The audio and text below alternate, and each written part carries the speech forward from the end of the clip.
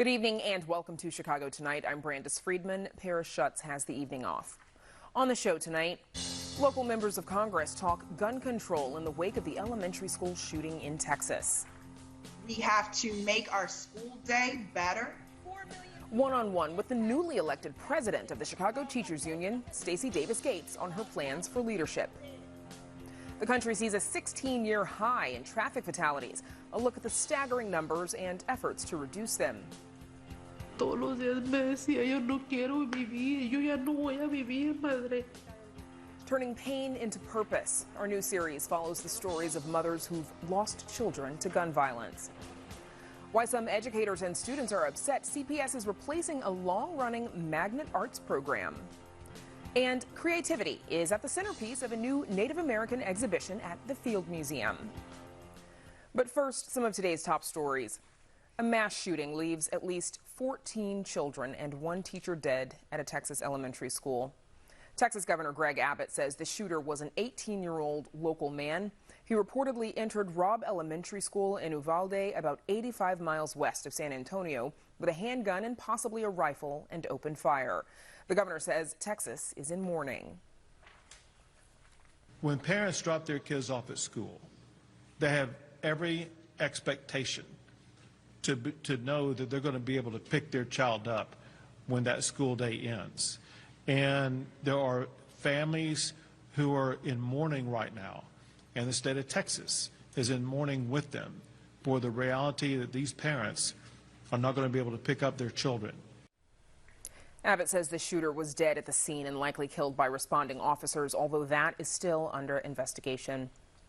Alderman Michael Scott Jr. announces he's resigning from City Council. The 24th Ward alderman cites the toll of the pandemic and the ongoing violence in his West Side ward as his reason for moving on. Hours after the surprise announcement, Cinespace Studios released a statement saying Scott will be joining the studio as Director of Industry and Community Relations. Scott's resignation is effective June 3rd, according to his letter to Mayor Lori Lightfoot. Lightfoot will have 60 days to appoint a replacement who will serve until the next election set for February 2023. And there's more of this story on our website. A coalition of community groups are calling on Mayor Lori Lightfoot to change her approach to reducing gun violence in the city. More than 65 community, faith, legal, and policy organizations sent an open letter to the mayor saying she should focus more on community investment and less on policing to combat violence. Every year when the violence picks up, the mayor responds with the same law enforcement-based strategies that failed the year before. It's always punish and take away instead of invest and build. The Millennium Park Youth Band is a perfect example. We aren't asking what our youth need. Up next, members of Congress react to that mass shooting today at a Texas elementary school. Stay with us. Chicago Tonight is made possible in part by Alexandra and John Nichols, the Jim and Kay Mabey family, the Polk Brothers Foundation, and the support of these donors.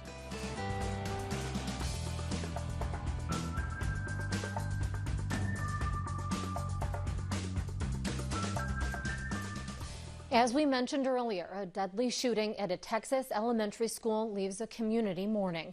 Texas Governor Greg Abbott says 14 students and one teacher were killed at Robb Elementary School in Uvalde this afternoon. Officials say the suspect is also dead. Here to talk about that and more are Congressman Danny Davis, a Democrat from the Austin neighborhood, Congresswoman Robin Kelly, a Democrat from Madison, and Congressman Raja Krishnamurthy, a Democrat from Schaumburg. And a note to viewers that we invited all Republicans in Illinois' congressional delegation. None accepted our invitation tonight, but we do thank each of you for being here. And we do need to, unfortunately, begin asking about that Texas shooting. Will this be the catalyst for Congress to act? Let me pose that question to you, Congresswoman Kelly. You know, I would like to say yes, but the House acts, but then the Senate does not act. And actually, even in the House, we need to do more. We passed the background check bill and the bill to close the Charleston loophole, but there's trafficking and straw purchasing and reporting when your gun is stolen, banning certain weapons. There's so much more that we could and we should do, because this is absolutely ridiculous and does not happen in any other country in the world. Congressman Krishnamurthy, there's a lot of partisan upheaval in D.C., brinksmanship, and yet when it comes to this, students are dead. Their families don't care about party. What is needed to bridge these divides? Well, first of all, I think all of us are just thinking about the families tonight. It eerily resembles Sandy Hook and what happened there. And unfortunately, we thought that that would be the catalyst for action. And unfortunately, that did not result in any gun reform laws. And I think this time around, now we've seen it way too much. And I think our inaction is recklessly leading to these horrible tragedies. I think that what's going to actually bridge the divide, I think ending the filibuster in the Senate, for one. And I think perhaps all three of us are on the record at this point calling for the end to the filibuster, because it is now used as a tool of obstruction rather than protecting anybody's rights in the Senate. And in this case, it's obstructing legislation that would be supported by the vast majority of American citizens. The second thing I would say is we got to hold people accountable when they run for office at this point on this particular issue. Sometimes we are willing to give them a pass on this particular issue. And I think at this point, it's doing so leads to deadly consequences every day, not only in Texas, but in Chicago and everywhere. And so at this point, I think we have to make sure that this becomes an election year issue as much as anything else. What does that look like? We know that there are certainly members of the electorate that believe very much in the Second Amendment rights. So what does holding a candidate accountable look like, Congressman? So for instance, what I mean by that is, although there are a lot of people who believe in protecting Second Amendment rights, I think those same people believe in certain common sense gun measures. Robin alluded to some of them, but universal background checks has the support of 90% of gun owners. Red flag legislation, which would enable members of a family or others to intervene to make sure that a troubled person, in this case, a troubled young person, has his or her firearms not at their disposal anymore. Is it any surprise that somebody who is a troubled person with easy access to firearms might engage in this type of senseless shooting? I don't think so. And so making sure that someone who's running for office is on the record saying that they would support these types of sensible gun measures is absolutely crucial, and then holding them accountable once they get in office. Getting more into specifics versus just generally, where do you stand on the Second Amendment? Now, in light of a lack of action from Congress thus far, Congressman Davis, President Biden has signed an executive order dealing with ghost guns. What more can and should he do? Well, I think President Biden has demonstrated exemplary leadership in terms of the power that he has and the power potential that he has. It's pretty clear that we have a mental health crisis in our country. We have a gun crisis, and we have a crisis in the politics of our nation. And I think President Biden is leading the way. But I think the citizenry have to take a great responsibility, and that is to make sure, to the best of their ability, that they put into office individuals who are willing to use logic, individuals who are willing to use compassion, and individuals who are willing to recognize that our society has changed. There's no for individuals to have access to these automatic weapons if they're not military or law enforcement. We should ban them across the board, get rid of them, get them out of the hands of people who should not have them. The people have to really rise up. And briefly, Congresswoman Kelly, and take control. Briefly, Congresswoman Kelly, why should voters be motivated to send individuals to Congress given that nothing has happened for years now? You referenced Sandy Hook earlier.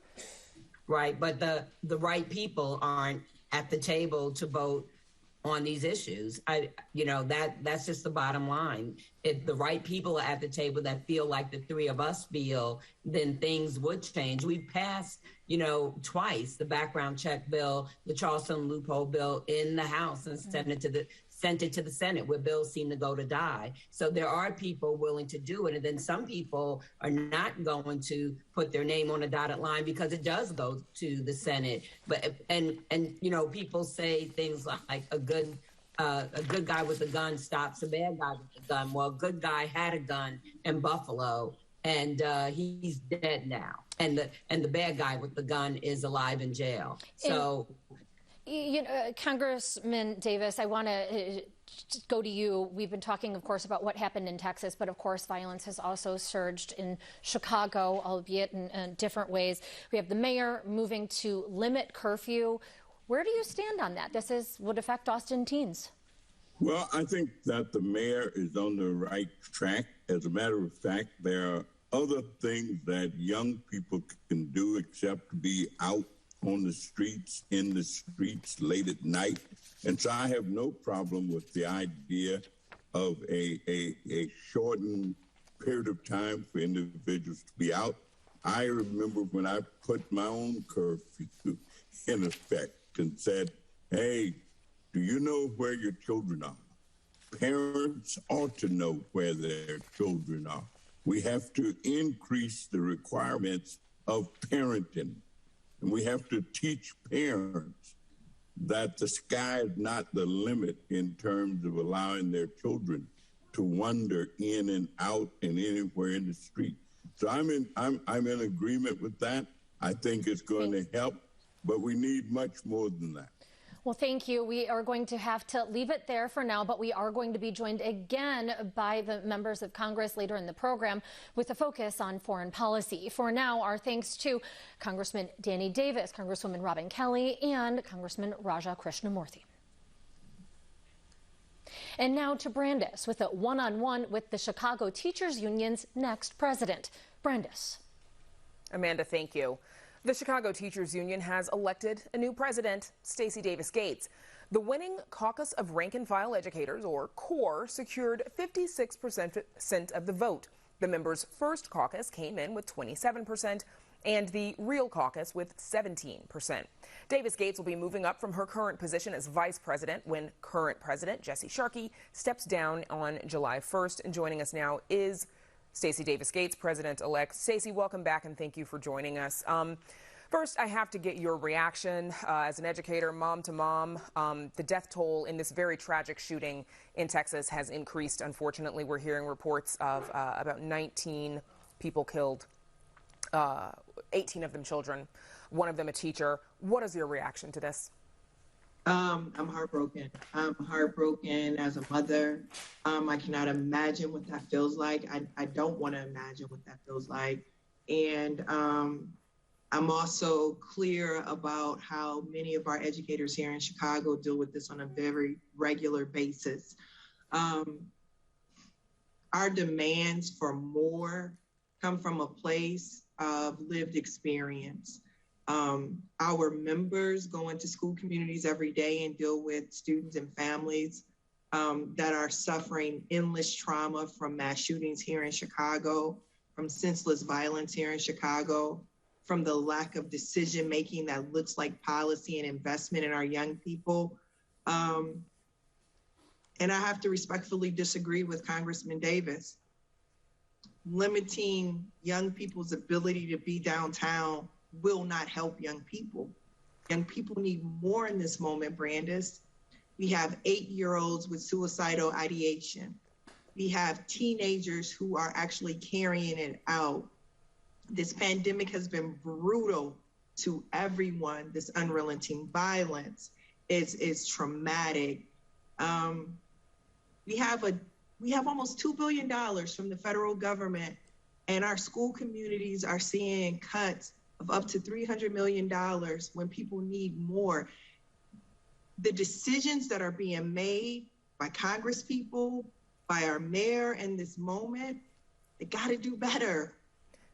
We cannot become comfortable with this type of trauma. Buffalo, California, Chicago on any given night, and now a school, an elementary school. Our decision makers need to do better. Going forward, Stacey, as president, what specific investments will you push for at the next bargaining table? Well, I don't think we can wait till the next bargaining table, Brandis. Right now, we are seeing our Northside schools deal with outbreaks of COVID. They are being returned to masking school by school instead of Dr. Arwady doing it right now for all of our school communities. So we're going to have mitigations in place when we go back into our school communities in August. You know, the decisions that we make are critical to the health and safety of our children, even with COVID. Number two, the revenue has to come into school communities because we have to invest in our children. Our members are telling us there needs to be more people in our school communities, that our children are coming with more needs that are going unmet because of the new world that they're trying to navigate. We're going to need to give them more proactive, safe spaces to learn and to have extracurricular and co-curricular activities. Right now we have teams forfeiting games because there's not enough money for transportation to actually get to the contest. So even our children who are making the choice to participate can't participate because there's a lack of investment there. So we need revenue. So more investment, it sounds like. So I do want to come back to the election at CTU as well before we let you go. You were challenged by Members First in the past, in the previous election before this one. This time, the Real Caucus was also waging a challenge. CORE won this time with 56% of the vote, as we just said. Last week, we did hear from the Real Caucus ahead of the election, Real standing for Respect, Educate, Advocate, Lead. Here is their vice presidential candidate, Joseph Joey McDermott. There had been an attitude by our leadership of disrespect and demeaning of members who had different perspectives. That created conditions where we were weakened. Our unity was weakened going into that January action. Add to that our leadership made statements along the lines of, you're going to be working, you'll still get paid, and at most, what they can do is take away 2 days' pay. So the messaging that we received from our leadership was misleading, erroneous, and demoralizing. So, Stacey, how do you plan on uniting your membership going forward? What do you say to the 44% of members who did not vote for CORE? I say that our union practices a robust democracy that is unmatched by any organization or government in our country. I say that they made a decision to continue the leadership that is seeking to transform the segregation that lots out many of our students and families from potential successes. Our membership said yes again to creating space where we can continue to add more social workers and more nurses to our school communities. Our membership said yes to continue to be a common good bargainer for our school communities and for the communities that we reside in and that we teach in. And so I am very proud of our democracy and our members because they made choices that reflect the needs of our city and our school communities. Stacey, what can parents, members of the CPS community, what can they expect of your relationship with both Mayor Lightfoot and school CEO Pedro Martinez going forward? I think parents like myself and like many of our members can expect the Chicago Teachers Union to continue to tell us what is necessary to provide their children with a quality education where they are safe in spaces that are anti-racist and that privilege the voices of their children. I think that they can expect partners in making sure that we create high school spaces that do not disappoint 8th graders every spring because they are vying for, spots at very selective spaces. We want to anchor selectivity in every single neighborhood and every single community in the city. So they can expect our partnership, They can continue to expect our love for this city, and they can continue to expect us to continue to transform our public school system. Okay, more to come, I'm sure. Stacey Davis Gates, congrats again. Thank you for joining us. Thank you, Brandis. Up next, the pandemic's impact on a historic increase in traffic fatalities. Stay with us. Thousands of Puerto Ricans are taking to the streets to protest massive blackouts. Over the years, Mexican culture, from food to music, has become woven into the city's tapestry. Medical professionals share the latest recommendations on COVID-19 booster shots. DACA recipients have been facing longer delays than normal in their status renewal. Little Village is one of my favorite neighborhoods. This neighborhood comes together to celebrate such an important day in our culture. 2021 has proved to be a deadly year on the nation's roads and highways. The National Highway Traffic Safety Administration reports nearly 43,000 people were killed in traffic crashes, marking a 16-year high. In response, the U.S. Department of Transportation has unveiled the National Roadway Safety Strategy, intended, of course, to reduce fatalities and make roads safer. Joining us to talk about this report and how it could impact your holiday weekend plans are Ken Kolosh, statistics manager at the Itasca-based National Safety Council, and Joseph Schwieterman, professor in the School of Public Service at DePaul University and president of the Transportation Research Forum. Thank you both for joining us. Ken Kolosh, let's start with you, please. 42,915 deaths on the road. NHTSA says that is a 10% increase from the year before. What do you believe is behind this increase? Right. This is truly a historic increase. Not only is it a 10% increase, this is the largest percent increase that NHTSA has ever recorded. There's a lot of factors driving this increase, but it really all started during the pandemic in 2020. In 2020, we started seeing an increase in deaths associated with risky behaviors, and that unfortunately looks like it's continuing into 2021. First, we see a 3% increase in deaths from with occupants not wearing their seatbelts. This is on top of a 14% increase in 2020. We're seeing a 5% increase in alcohol-involved deaths in 2021 on top of a 16% increase last year.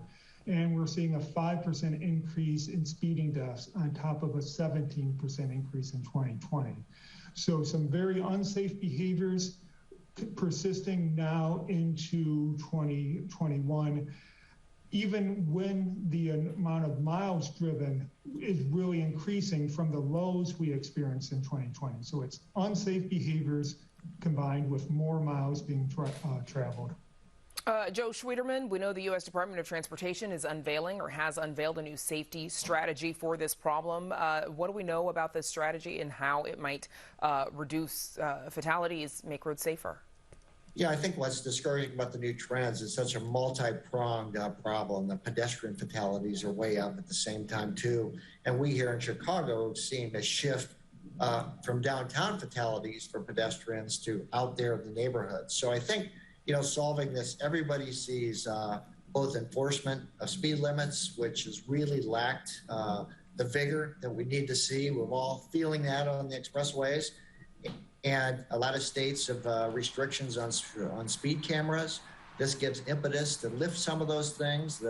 Also, of course, technology has to be part of the solution as well with, standards on automobiles. And I can say that every other segment of society, deaths have become almost intolerable. You look at air travel, you look at the factory floor. We don't accept these kind of risks, but on the highways, here we are. So both of you obviously have talked about, increased risky behaviors, especially like noticing that it began during the pandemic. Ken Kolosh, what can you say? Do we know what it was about the pandemic that led to this increase in risky behavior behind the wheel? Well, during 2020, we saw not just on the roadway, but throughout society, an increased use of substances, alcohol and drugs. And unfortunately, that substance use doesn't stop when a driver gets behind a wheel. So a lot of it was a bleed over from issues that were impacting the country overall. Overall, we saw a huge increase in drug overdose deaths. So we also saw a huge increase in alcohol-involved driving crashes as well. We are also, as Joe mentioned, we are seeing an increase in deaths regarding pedestrians. We were relieved when we didn't see that increase in 2020. Now, with the increased number of miles traveled, we're seeing that increase in vulnerable road user deaths as well. So it is really the stress of the pandemic now with us all getting back and driving more regularly is resulting in these numbers. Ken, the Governor's Highway Safety Association says part of the problem is that our roads are designed for speed and efficiency, not necessarily for safety. In fact, the report also shows, as you've mentioned, that, of course, pedestrian deaths have also increased. Do we need to rethink the way we build and structure our roads and highways? We do. We need to focus on our roads, providing safe transportation for all road users, not just the efficient movement of vehicles. This means we have to design our roads for pedestrians and bicyclists, as well as the safe transport of occupants in motor vehicles. To do this, we really need to look at local problems and find local solutions. The National Safety Council is also very looking forward to a new program just announced by the U.S. Department of Transportation, Safe Streets for All. This is going to target problems at the local level. We'll first start at looking at data, a deep dive at the local level in order to find solutions, local solutions. And Joe, what more needs to be done, and what, personal responsibility do motorists need to take on as well? Yeah, motorists and pedestrians. I'm a daily traveler here downtown, and crossing on a red light, jaywalking is certainly rampant. But I think what's good here is that even before the pandemic, our city in Chicago had a really vigorous Vision Zero strategy to try to, cut these deaths to a fraction. And here in Chicago, they involve things like new bump outs for pedestrians. They have a safe place to wait, different kinds of surfacing. So when you cross the intersection, drivers feel a need to slow down, ride on red, to cut back on that, because a lot of people get hit when cars go right on red. And of course, I mentioned before some of the enforcement. And I'm big on heavy enforcement, keep the fines reasonable so they become politically acceptable, but really, make it clear that if you're 8-10 miles over the speed limit in the city, that's a citation offense. Yeah. And I think there's been, mixed signals on that. Okay. Unfortunately, we're out of time. I'll have to leave it there. Ken Kolosh and Professor Joe Schwieterman, thanks to you both for joining us. Thank you. Still to come on Chicago Tonight, turning pain into purpose. Hear from a mother who is pleading with the FBI to help solve her son's cases. Members of Illinois' congressional delegation on rising gas prices, inflation, and the war in Ukraine. Why some teachers and graduates are upset CPS is ending a magnet arts program for high school students, and what's next. And creative pursuits illuminate the stories of Native Americans in a new permanent exhibition at the Field Museum. But first, some more of today's top stories. Help for desperate parents may soon be at hand. Baby formula maker Abbott says it will restart production at its Sturgis, Michigan facility on June 4th. The plant was shut down in February after 2 infants died and others fell sick after consuming Abbott formula. But the closure has led to widespread shortages and even formula being flown in on military transports from Europe. The North Chicago-based company says it'll prioritize the production of EleCare, which is designed for children with gastrointestinal disorders and severe food allergies. It says the formula will be released immediately and free of charge to children in need. At least one wrongful death lawsuit has been filed and more are likely on the way in relation to the deaths of 3 black women in a senior housing facility in Rogers Park. The 3 were found dead in their apartments at the James Snyder Apartments earlier this month after record high temperatures. Residents say management refused to turn on air conditioning. On Monday, the family of 68-year-old Janice Reed filed a wrongful death due to negligence lawsuit against Gateway Apartments, which owns the building, and Hispanic Housing Development Corporation, which manages it. Meanwhile, National Civil Rights and Personal Injury attorney Ben Crump is one of the lawyers representing the family of 72-year-old Gwendolyn Osborne, who also died at the facility.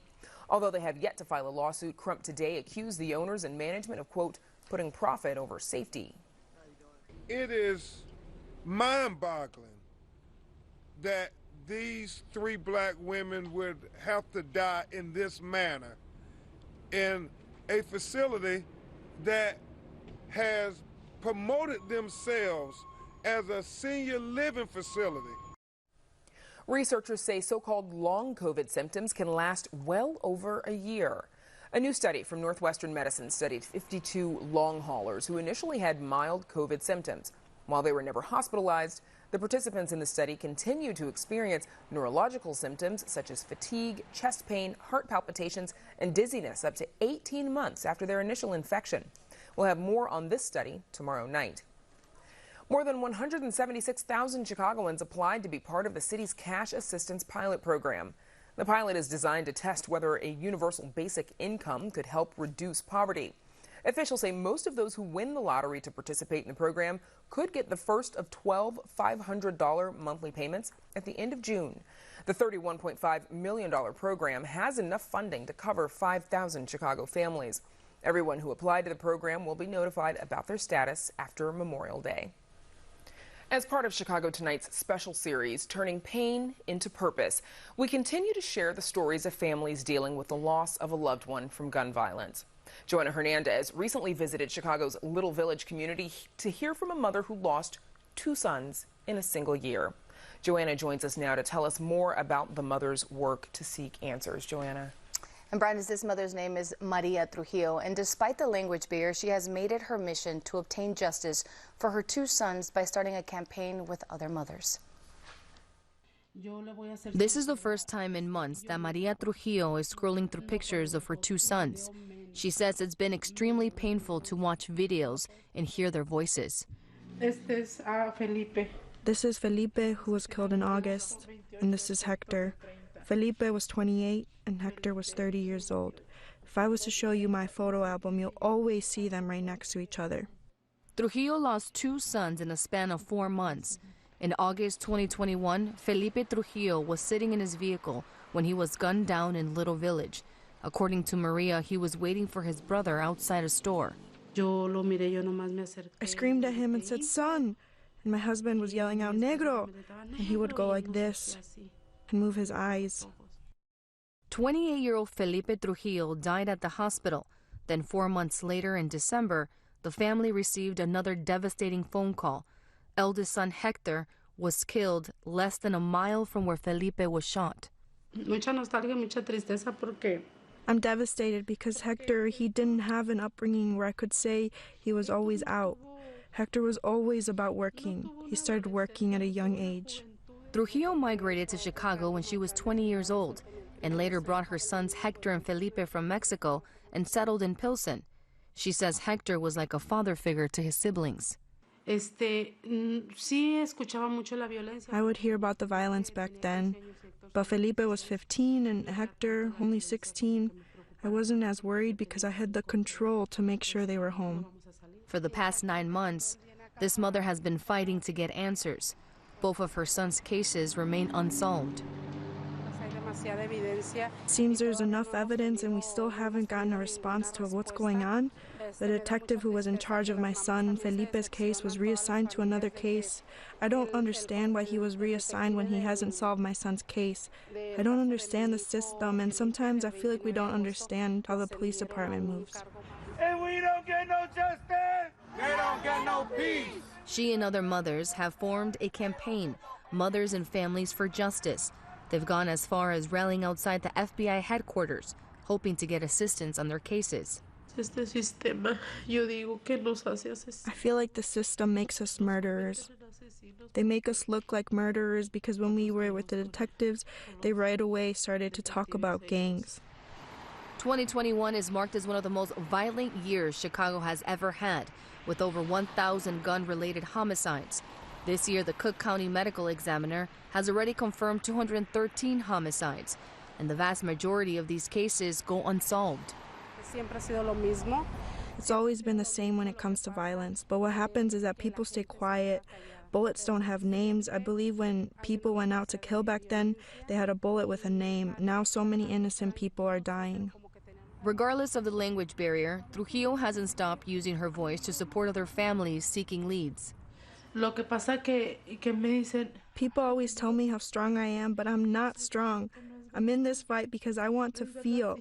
I want to know if I can still feel something. They say, I'm surprised you haven't gone crazy, but I always respond saying, how do you know I haven't? As summer approaches, she worries about bullets taking over the streets and the lives that it may claim in neighborhoods like Little Village, questioning the police department's struggle to solve crime when it continues to grow. This is the urn where I have Felipe. I can't let him go yet, but I know that the day will come when I have to let him rest, and I know here he's not resting, but I'm not ready yet. Trujillo is one of hundreds of mothers surviving the pain of gun violence that's taking Black and brown lives, and many mothers like her are working through the pain to make sure they're not forgotten. I'm going to keep fighting. As long as I can speak, I will keep talking about them, and they will be here with me. Maria Trujillo's sons Hector and Felipe were both fathers to young children. Such tragic stories, Joanna. And we know the final piece of our Turning Pain into Purpose series. It airs tomorrow. And we'll hear your conversation with not only a mom, but also the siblings of a child lost to gun violence. No, that's right. In this final piece, you'll get to hear about the struggles of 5 siblings as they live without their older brother. Okay, Joanna, we'll see you tomorrow night. Thank you. And now back to Amanda with more from local members of Congress. Amanda. Thanks, Brandis. Earlier in the program, we discussed the shooting at a Texas elementary school. And we're joined again by Congresswoman Robin Kelly, Congressman Danny Davis, and Congressman Rajna Krishnamurthy. We did invite the Republicans of Illinois' congressional delegation. None accepted our invitation tonight. Now, let's talk about foreign policy. Congressman Krishnamurthy, going to toss this to you. At the Davos gathering in Switzerland, former Secretary of State Henry Kissinger says Ukraine should concede territory to Russia to end the war. Your reaction? I think it's up to the Ukrainian people to decide that question, and specifically Vladimir Zelensky and his administration, which have just heroically led Ukraine. We will support the Ukrainians in whatever decision that they end up making.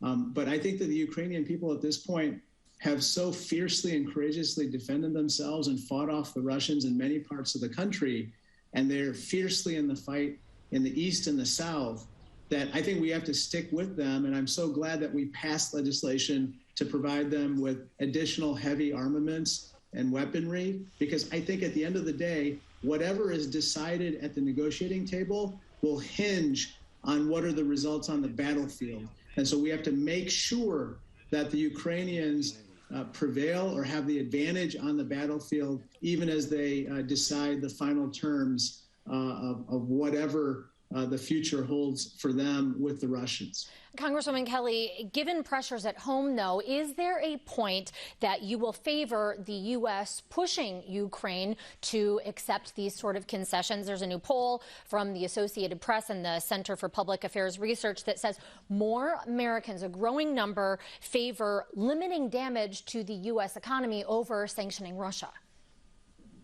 I can see where Americans might feel like that, but also I think that people have to realize that if Ukraine falls, what will stop Putin from going to the next country and the next country and the next country? I think this is bigger than just Ukraine. And I agree with my colleague that we need to be supportive of Ukraine and let them decide, you know, what is best for them. And then also the United States, you know, can decide what is best for us when we can no longer afford to help as much. I'm sure there will be discussion around that. But right now, we're trying to give them as much support as possible so that the war can end sooner than later.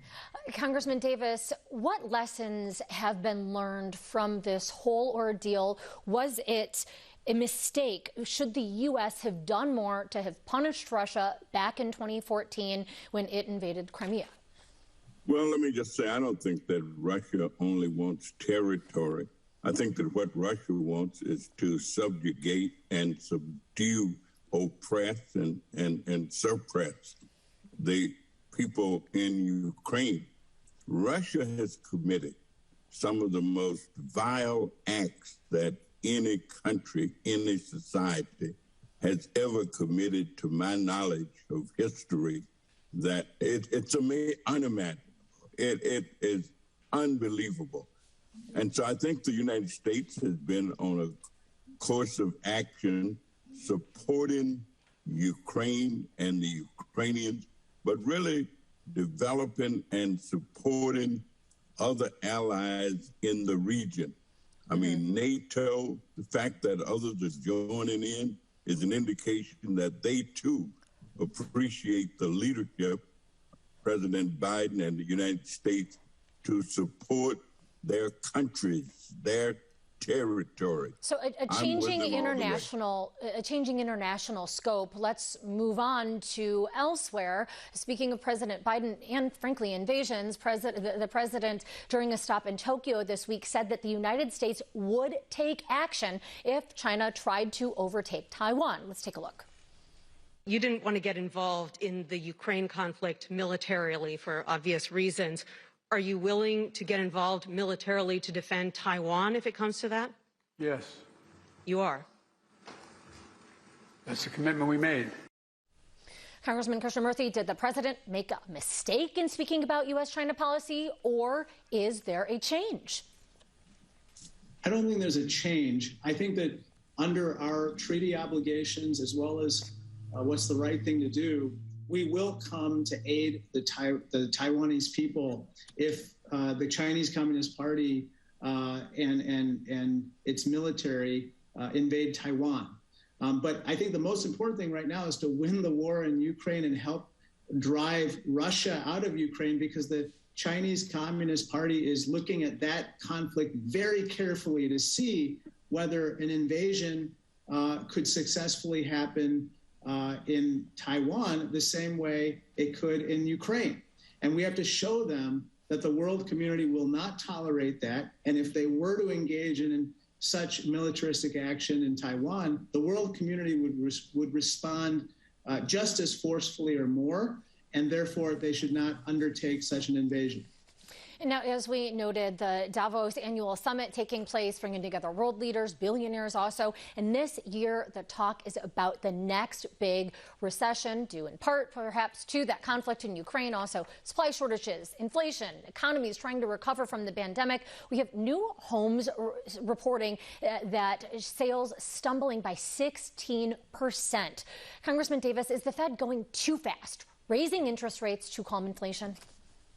Well, you know, all of these issues are very complex, and I think that our diplomats and our governmental officials at the level of the State Department are doing serious work, serious efforts. We know that things are changing, but we don't want them to change in the wrong direction. We want a balanced economy. We want people to have safety and security, and I think our diplomatic approach is on the right track. Congresswoman Kelly, is a recession at this point inevitable? Oh, I don't know if it's inevitable, but I think we do need to remember that 4 million additional jobs are created, nearly double the GDP. There's been good things that have happened because of the American Rescue Plan, kept 3.7 million children out of poverty and really prevented a devastating wave of home foreclosures. I know you said that things look like they're going down a little bit with homes, but there's been a lot of good things that have happened. Congressman Davis, gas prices still, ouch. What has happened to talk of easing off of federal taxes on gasoline, or can more oil reserves be released to ease prices? What can be done there? Well, I think our trade policies is a big factor and continue to be a big factor. If we can resolve the war issue in terms of the Russian invasion of Ukraine and once again bring sanity and create a peaceful environment in our world. I think we're going to see the economic conditions change drastically, but it's going to take all of that to make it happen. You know, Congressman Krishnamurthy, I want to ask you, you've been involved in talks regarding the latest census numbers that show Illinois gained about 250,000 additional people. What specifically does that mean for the potential for extra funding coming back to the state from the federal government? Well, you're right. Instead of a net drop over the decade of 18,000 people, as we originally thought, the state gained 250,000 people, so it has now more than 13 million. I wrote a letter last Friday to the the Secretary of the Commerce Department, Gina Raimondo, to basically ask the question, how do we make sure the federal apportionment of resources reflects this corrected data? So I'm awaiting an answer on that, because at the end of the day, we could see upwards of $100 million more per year come to Illinois and add up to almost $1 billion over a decade if we get this corrected. So this means a lot to Illinois, and I'm very hopeful that we can actually get our fair share of federal resources in light of this new corrected census data. $1 billion, lots. So on that positive note for a change here, we'll end it there. Thank you very much to Congressman Rajna Krishnamurthy, as well as Robin Kelly and Danny Davis. We appreciate it. Thank you. Thank you. And now, Brandis, tossing it back to you. Amanda, thank you. Chicago Public Schools is set to replace a long-running magnet arts program for high schoolers. The Advanced Arts program will now be known as Realize and see students earn credit at city colleges. The district says it's a needed evolution and an opportunity for college and career readiness. But critics say the reduced course offerings and changes in structure are a disservice to students. Nick Blumberg joins us now with more. Nick, for people who have not heard of this, what is the Advanced Arts program? Well, Brandis, the Advanced Arts program has been around for more than 20 years. Before the pandemic, about 150 high schoolers would travel to Gallery 37 downtown for 2 hours of instruction each day with both a CPS teacher and a teaching artist. Here are a few examples from the students' most recent winter showcase. There were wide-ranging classes offered: ceramics, culinary arts, jazz band, video production, photography, animation. Now, since the pandemic, courses have variously been fully remote, hybrid, and now back to fully in-person. But last summer, the program moved from its longtime home at Gallery 37 to Wells High School in Westtown. That raised some concerns for current and former teachers and staff we spoke with, not only because they say downtown was a central location with lots of cultural offerings, but also because they described a rushed move and a really difficult transition to the new building. Teachers also say programs were cut unexpectedly mid-year, and last month they found out that the Advanced Arts program is ending after the current semester. So what is this that the program is being replaced with? Well, CPS calls the new program Realize. It'll offer students 2-year pathways in dance, music, theater, and visual arts with dual enrollment classes. Only visual arts is set to be up and running for the fall, with the other 3 starting in 2023. Now, students will spend 2 days a week at Wells and 2 days a week at city colleges, with an optional studio day on Friday. In a statement, the district says Realize represents the next phase of the CPS Advanced Arts program, retaining the original vision of a citywide arts incubator while making meaningful shifts to offer students more student choice, and increase access to the arts. The district is thrilled to be partnering with City Colleges of Chicago to offer students across the city equitable access to participate in Realize. Nick, tell us about the concerns that you've heard about this new program. Well, educators and program graduates are disappointed that there are going to be fewer offerings. The new visual arts program, for example, isn't set to have some of the things we just mentioned, like video production or ceramics or photography. It'll also be a big change not to be at a single site with multiple instructors each day. That might reduce the transportation burden for some students, but supporters of Advanced Arts say that classroom environment there is really unique. I talked with several graduates who said they wouldn't be where they are today without it, including many students who took courses that aren't set to be a part of the new Realize program. And while the district is focused on college and career readiness, supporters of advanced arts say that's not all this program does. It also creates an environment where students feel like they belong because of that unique classroom environment, and they're concerned that this new program might not live up to that. Okay, of course, we'll keep an eye on it to see how this program performs. Nick Blumberg, thank you. Thank you.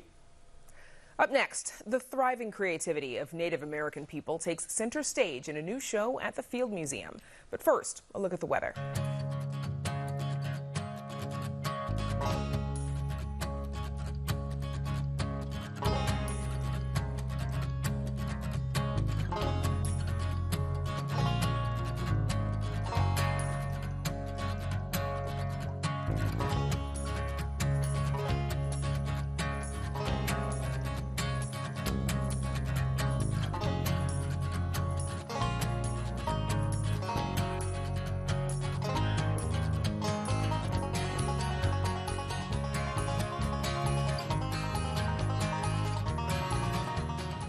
The Field Museum renovated its Native North America Hall and drastically shifted its focus. The new approach emphasizes storytelling and contemporary art, as well as historical items from the collection. The exhibition space is called Native Truths, Our Voices, Our Stories. Producer Mark Vitale visited on opening day. There is a new focus on the land, on contemporary art, and on storytelling. The new Native North America Hall has a very different vibe than the old, outdated hall. It might make you look and think twice. I am from Acoma Pueblo in New Mexico. I'm an advisory committee member, have been since the inception of this project. It's been quite a humbling experience working with the other advisors and the museum staff. We started reaching out to different artists and communities, and so in the end we've worked with over 150 community members from all across this country and Canada. It's their story to tell. You know, our role was basically to facilitate telling the story, helping them to select things from our collection or talking about what our visitors might feel. It's like a dialogue between us and folks, but it's really their stories that you're going to hear. We see each of these items as living items. They are created through prayer and song and rooted in a deep family and community history and culture. And so it was very important for us to tell our own stories in our own voice, not only the advisors, but engaging other of our Native American brothers and sisters in this process. The exhibition is permanent, with one section devoted to the Native community in Chicago. But some galleries will rotate, giving space for the depth of experiences and creativity of Indigenous people. All of it is meant to correct the old exhibit, which opened in the 1950s. At that time, the anthropologists, the curators, you know, they had this perspective that, oh, their cultures are going to disappear. And so we better accumulate everything, all the material culture that we can to preserve that way of life and showcase it in our museum. And it was a lack of understanding of how strong and resilient Native peoples have been, and that they were not going to disappear. You know, they resisted from the very beginning. That's one of the important outcomes of all this, is to let America know and let the world know that Native people, Indigenous people, are still here. You are on Native land. We are on Native land. We are on the land of the Creator. It's a beautiful place, and it is sacred to us. There's more work ahead, and I'm hopeful that the museum will continue to work with Native communities so that they can see the collections, that they can repatriate those items that need to go back to our respective tribal communities. For Chicago Tonight, this is Mark Vitale. Again, Native Truths is a permanent exhibition. It just opened at the Field Museum, and you can find out more on our website. And we're back to wrap things up right after this. Chicago Tonight is made possible in part by Alexandra and John Nichols, the Jim and Kay Mabey family, the Polk Brothers Foundation, and the support of these donors.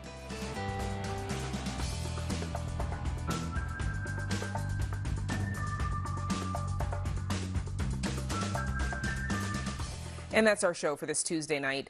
Don't forget to stay connected with us by signing up for our daily briefing. And you can get Chicago Tonight streamed on Facebook, YouTube, and our website, WTTW.com/news. You can also get the show via podcast and the PBS video app. And please join us tomorrow night live at 7. City Council members are set to take up the mayor's weekend curfew and Bally's casino proposal. Plus, how a Highland Park couple is navigating bureaucracy to bring home their twin babies born to a Ukrainian surrogate in a country that doesn't recognize surrogacy. Now, for all of us here at Chicago Tonight, I'm Brandis Friedman. Thanks for watching. Stay healthy and safe, and have a good night.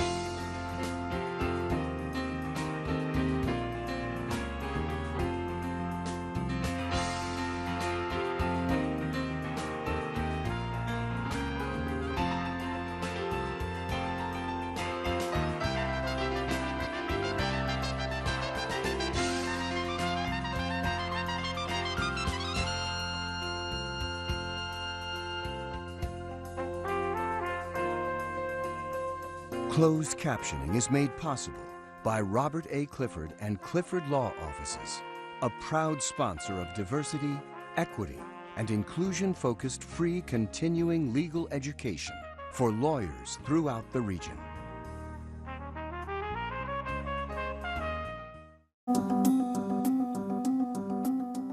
Makes me even more proud to be black. On Finding Your Roots, journalist Gail King. We were not to talk about it, and she never wanted to talk about it. Actor Issa Rae. Whether I like it or not, it does inform a lot of who I am. And director Jordan Peele. I've always known that there's family out there. Complicated histories. How did they get away with that? Entangled family trees. You are 1/3 white. Take that back. Finding Your Roots.